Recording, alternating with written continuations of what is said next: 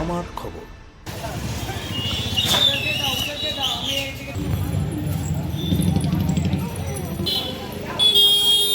পশ্চিমবঙ্গ সরকারের নির্দেশিকা মেনে দুবরাজপুর শহরকে আরও পরিচ্ছন্ন, স্বচ্ছ এবং সুন্দর করে তুলতে বড়সড় উদ্যোগ নিল দুবরাজপুর পৌরসভা।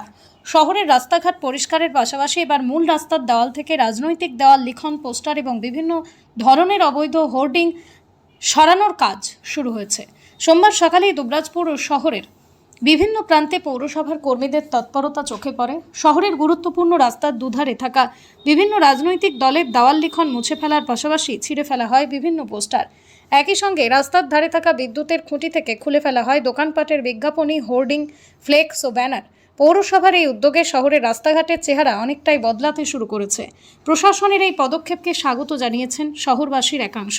তাদের মতে শহরকে পরিষ্কার পরিচ্ছন্ন রাখার পাশাপাশি দেওয়াল ও রাস্তার ধারে লাগানো অবৈধ বিজ্ঞাপন সরানো হলো দুবরাজপুরের সৌন্দর্য আরও বাড়বে।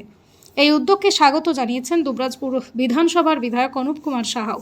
তিনি বলেন, পৌরসভা এলাকাগুলিতে স্বচ্ছ ও সুন্দর রাখার জন্য রাজ্য সরকারের এই উদ্যোগ অত্যন্ত প্রশংসনীয়। পৌরমন্ত্রীর নির্দেশিকা মেনেই কাজ শুরু হয়েছে। শহরকে সুন্দর ও পরিচ্ছন্ন রাখার ক্ষেত্রে সরকারের এই উদ্যোগে আমরা সম্পূর্ণ সহযোগিতা করব। পশ্চিমবঙ্গের সরকারকে ধন্যবাদ জানাই যে তারা একটা পদক্ষেপ নিয়েছেন, বিশেষ করে পৌরসভাগুলোতে শহর কেন্দ্রিক যে এলাকা আছে সেখানে স্বচ্ছতা কিভাবে আনা যাবে তার জন্য পৌরমন্ত্রী তিনি যে নির্দেশিকা দিয়েছিলেন সেই নির্দেশিকা অনুসারে আগামীতে কাজ শুরু হচ্ছে। পৌরসভা এলাকার প্রত্যেকটি মানুষের কাছে আমাদের আহ্বান থাকবে যে সরকারি নির্দেশিকা আছে সেটা আমাদের নিজের এলাকাকে স্বচ্ছতা রাখার জন্য, নিজের শহরকে সুন্দর বানানোর জন্য, সুন্দর রাখার জন্য আমরা সরকারের যে বিজ্ঞপ্তি তাকে আমরা সহযোগিতা করব এবং নিজের শহরকে সুন্দরভাবে গড়ে তুলতে এগিয়ে আসব।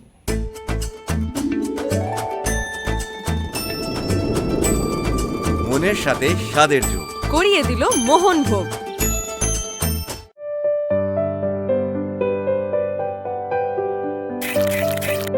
এখনই বুক করুন প্রকৃতির কোলে শান্তির এক অসাধারণ মুহূর্ত।